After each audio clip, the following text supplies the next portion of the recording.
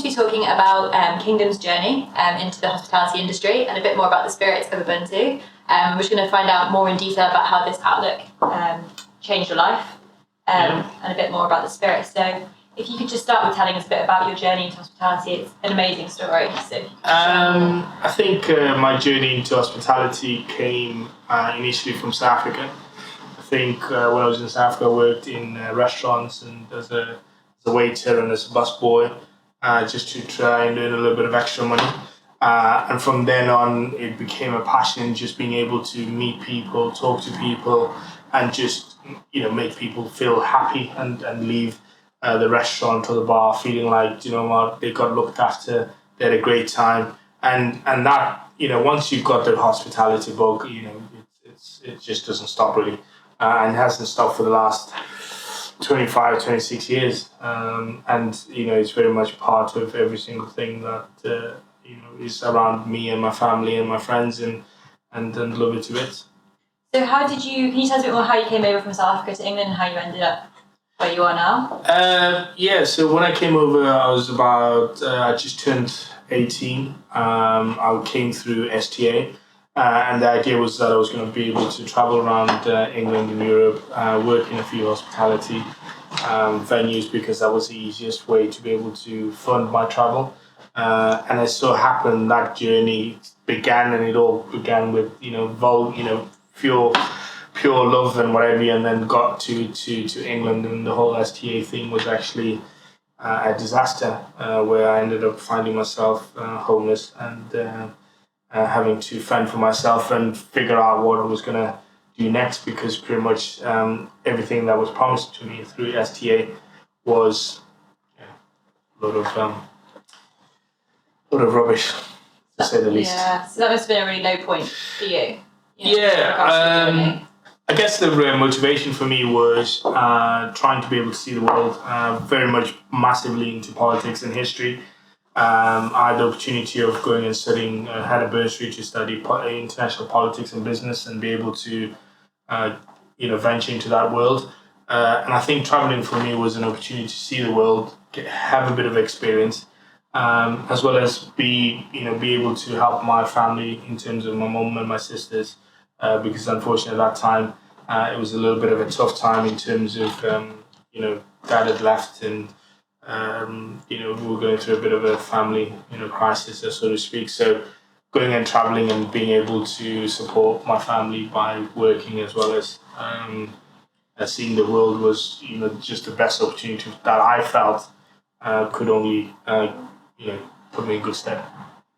So how did it go from working at STA and wanting to do travelling and politics to you kind of ending up on a path to hospitality? I think the politics side of it was, growing up in South Africa and growing up during the time of apartheid and the changes, and Nelson Mandela coming out, and the ANC and the SACP and IFP, and everyone trying to work towards a new democratic South Africa and the new constitution. And I remember being at school, and every single day you were so intrigued about what the constitution would be, and what because as advanced as the constitution in South Africa is, there was still a lot of difficulty to get to that part, and it was a massive motivation. But at the same time, I needed to make some money and have a bit of pocket money, and I think my mother has had a massive influence in how we as her kids are very into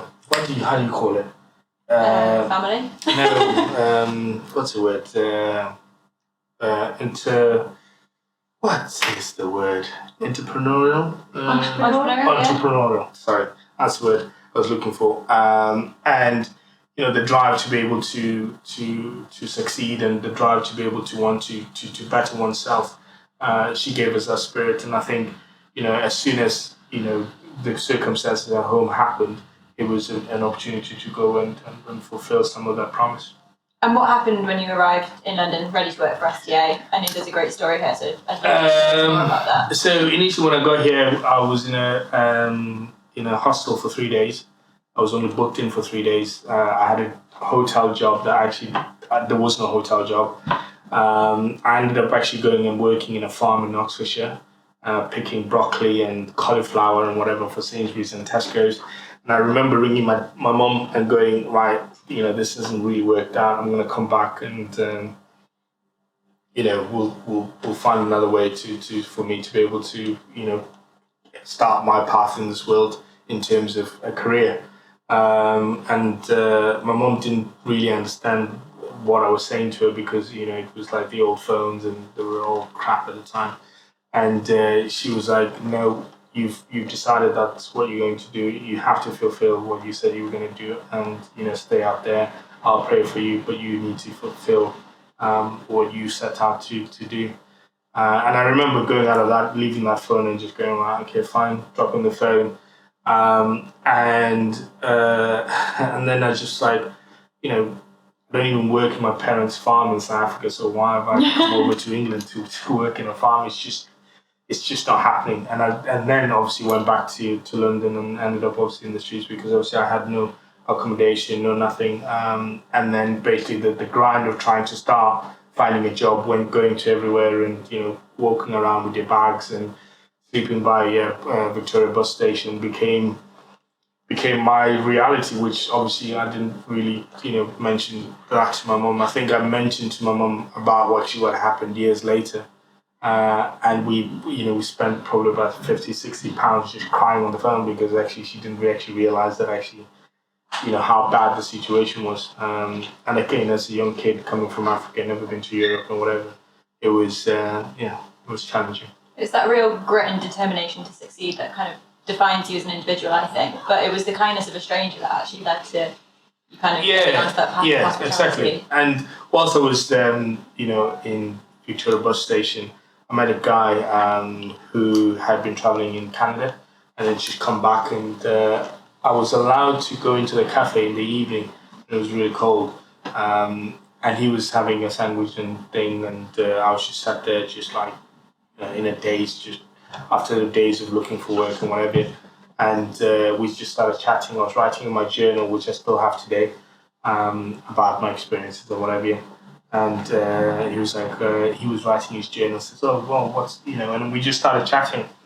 And I told him my situation, what had happened. And he was like, right, look, if you go up to the Lake District or you go to the Lake District, you should be able to get into a job in a hotel or in a restaurant or in a bar. There's loads of jobs going on up there, especially going. It's I think it was about February time.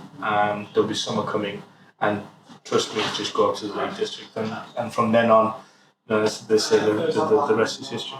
And it's amazing to this point in your life. How many years ago was that now?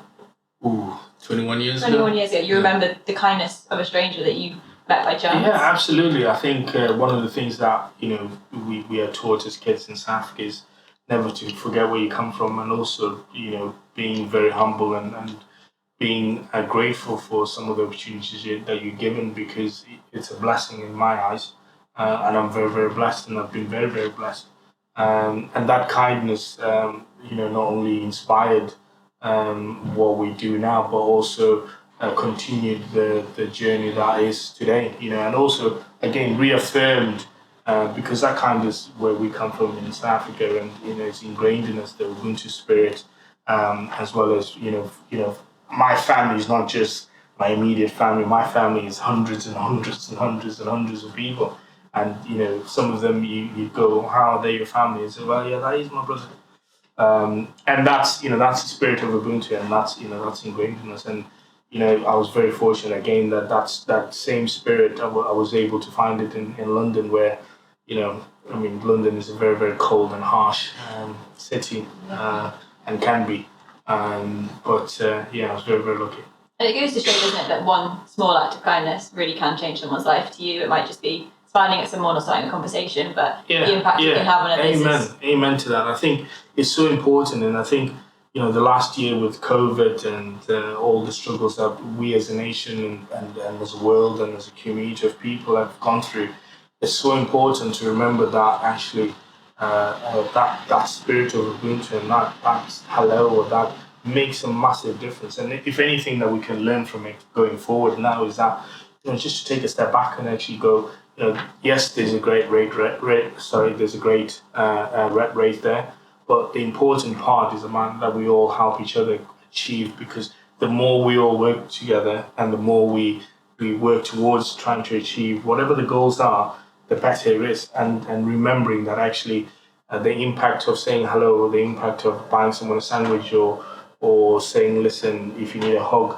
just a hug, just that text message or that phone call, is so fundamentally important, and we need each other.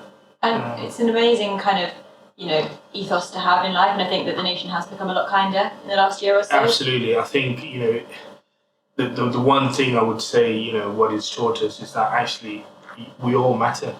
Facebook and social media and whatever has been, there's some really great positive stuff to that, but there's also some really, really negative and very scary parts of it that are just not good. And I think what this has helped us is reset the clock and remember that actually we as human beings need each other to be able to move forward. No man is no man is an island, and again, I think it's taught us that actually it's important that actually we look after each other. Definitely. And you keep mentioning the spirit of Ubuntu, which I know is massive and relates straight to Kingdom Recommends and yourself. But can you touch a bit more kind of onto what that means and kind of the concept behind it? So the concept behind it is that I am because you are, we are because you are. It's about the spirit that actually by being a community, the community benefits, not just one individual. It's about making sure that we all grow. Yes, we might all grow in different stages and whatever, but as long as we're all growing and helping each other and pulling each other up, that's fundamentally the most important part of Ubuntu. And it's all about that, we go forward together instead of just going forward as one individual and getting stuck in the desert. Is that, I guess the French and the English say one for all for one. But that's basically the spirit of Ubuntu. I think once you start to embrace that spirit of Ubuntu, your whole outlook on life changes. Absolutely, and also it's so enriching because you get to learn so much. You get to meet so many different people, and you get to experience so many different outlook on life, and I think ultimately it's just an enriching spirit, and it's such and going forward, I think that's what we need, and there's so many from climate change to poverty there's so much that if we all had that spirit, we could actually achieve more. And would you say when you met the stranger in Victoria all those years ago, that was kind of your first experience with Ubuntu, and that's kind of what led you? No, I wouldn't say it's that Ubuntu. I've experienced the kindness and a lot of that spirit back in South Africa. I grew up in that that field. I think what it did for me was that it actually gave me the boost to believe that actually I'll be fine. It kind of reaffirmed, because obviously being in the streets and you're asking for help and whatever, and people are just walking past you and whatever, you get a bit downhearted and you just think, what's what next? But actually all that did was just reinstill that spirit that actually that spirit is there, and I'll be able to make it.